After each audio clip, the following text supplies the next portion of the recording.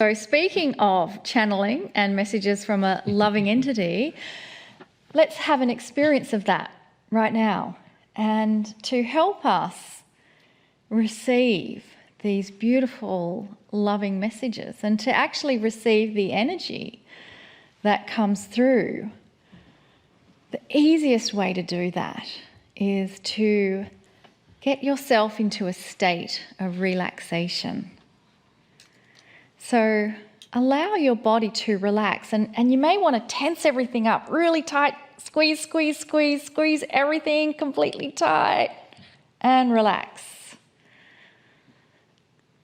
And feel the body relax. The body knows what to do. The body is so ready for this. Your cells know what is coming. Your cells are anticipating a portal of energy that is going to be opened and created through Lee as he gives allowance and permission for the meld with Cryon to deliver messages to us.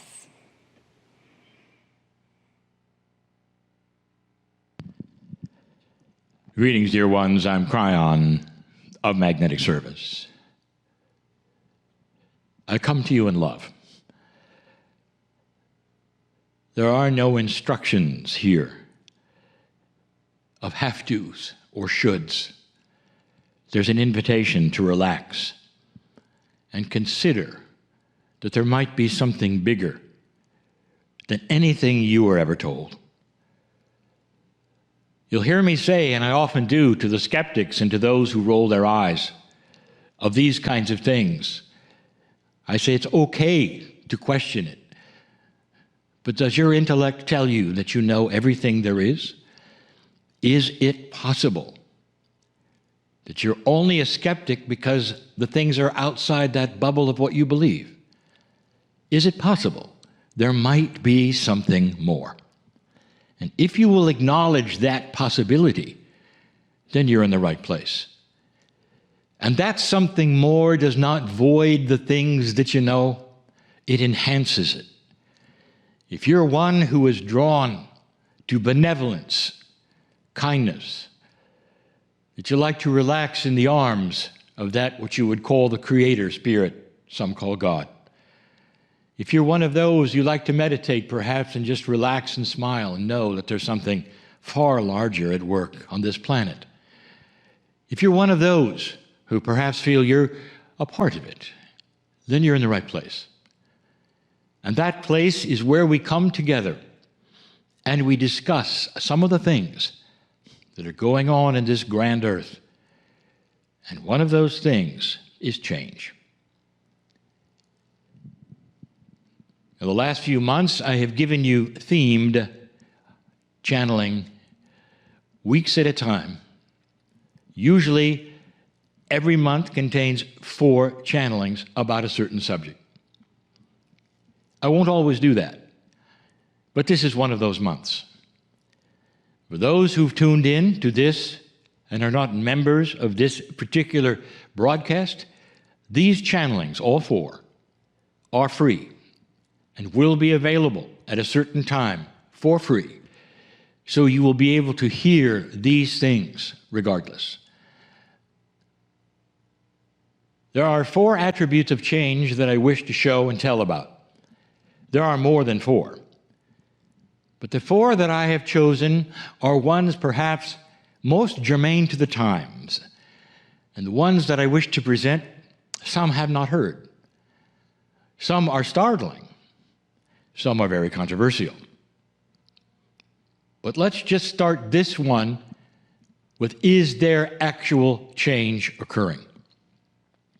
Is it possible, I ask you, whether this whole idea of new energy on the earth might have been foretold by the prophets, by the ancients, by the indigenous, and this is when it was all supposed to happen?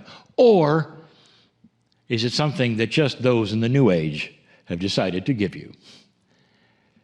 There is a massive amount of evidence, dear ones, from those who have lived a very long time, from the ancients, from the writings, from those who would represent the ancients and the writings, there is a tremendous amount of information that says you are in a specific, special time. We could start with perhaps the most popular one. In the scriptures that so many of you grew up with, in this culture, the culture that my partner lives in, the United States.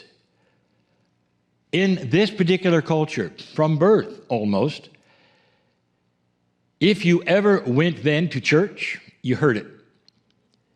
Most of you knew that something was going to happen on or about the year 2000, or at least in this millennial change, there would be something. My partner grew up and was told that it was something good, but bad. The good part was that it would be a brand new energy. It would be filled with wonder and glory. The bad news is that you had to do some things if you're going to survive it. And that then became the doctrine that he learned. And it was one of punishment, and it was one of fear. In order to be correct and proper, so that you would not then be left behind. This is a very popular thing. However, look at the metaphors of it. There was a change coming. And this particular change was very, very clear. Something was going to happen on or about the millennium or the years thereafter. Here's what I want to show you, that particular information is not alone in its presentation, but it's enhanced a lot and with greater detail by those who gave you the cycles. Here is what I want to show and tell in this particular channeling that you may not be aware of. You sit here in this modern time with all of your technology, and one of the things you may or may not realize is that technology has only been with you for a few decades. The ability to see the weather as you see it, to predict it, to know it, that's only been around for a little while. And so if there were cycles, even perhaps of weather, that perhaps were 200 or 300 year cycles, you'd be unaware of it. Unless you looked at the records of those that were kept by hand from maybe the indigenous 200 or 300 years ago. And if you did, you'd see something startling. Let's go to one of those groups, perhaps the most popular, and you look at the Maya. Their records were records of the stars. And they had formulas. And they were very good at mathematics and keeping track of cycles. And what they saw coming was beyond most who ever looked at the stars. They saw something that was truly amazing: the wobble of the earth. Those who stared at the stars, recorded the stars in their observatories, got to see, record, and trace movements of the stars that would indicate that this planet has a 26,000-year wobble. And they wrote it down. And they said the start and the stop of that wobble, in other words, those fulcrum points where it's measured from,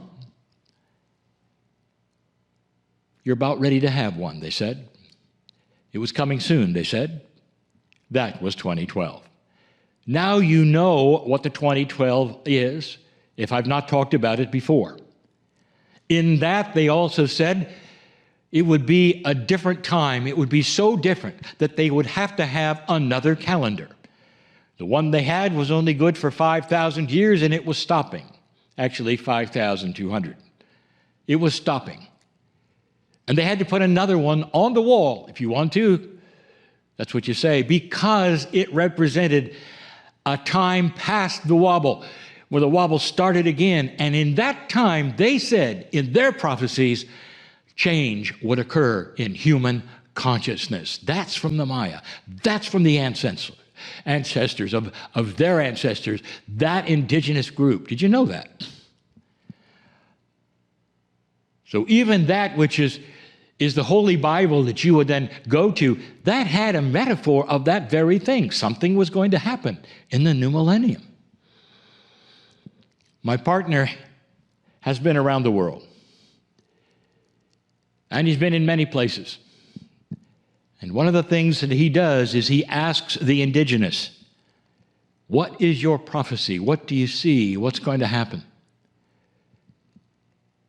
And over, he has sat at the feet of shamans who talk about the cycles. They talk about what is happening now that never happened before. And whether he's in the southern hemisphere or the northern hemisphere, the stories are so much the same. Here is the story. If you make it much past the year 2000 without destroying yourself, consciousness on this planet is going to change. Thinking will be different. Reactions will be different. Many things will be changing, not just technology, dear ones. Consciousness is the issue.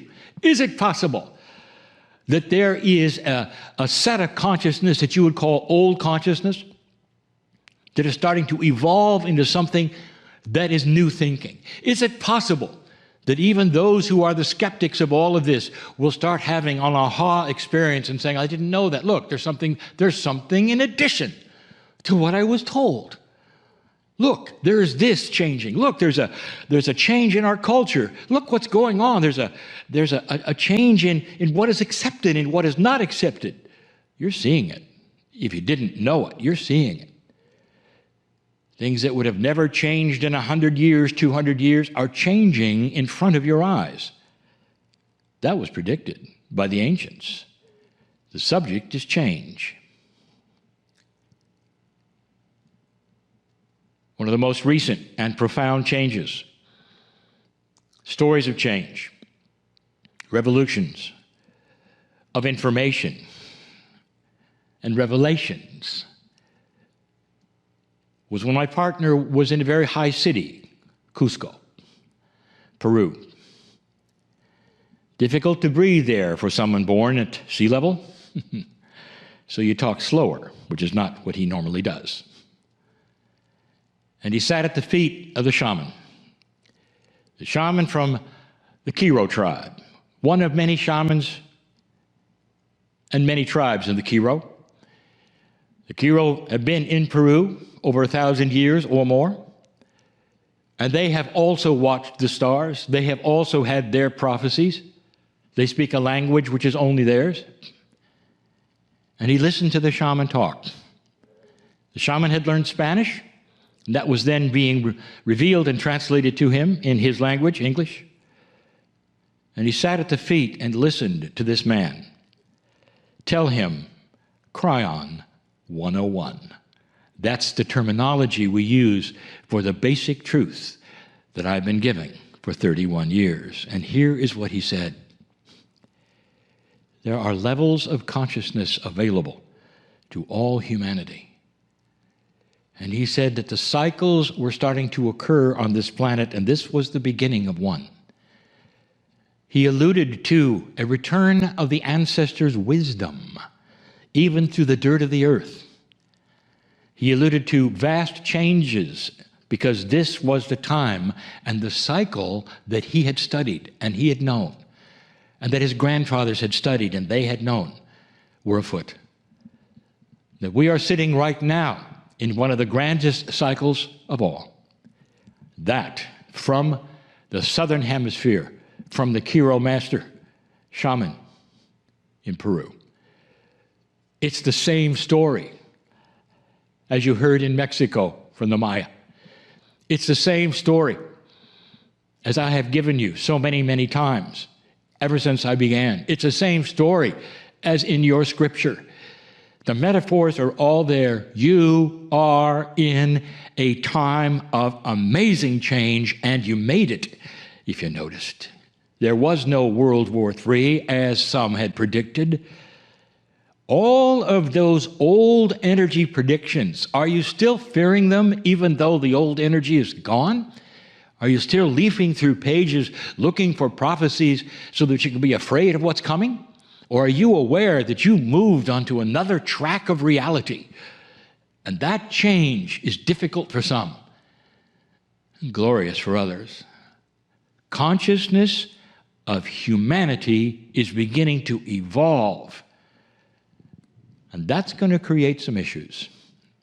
We'll be talking about that and some of the other changes in some of the other meetings to come.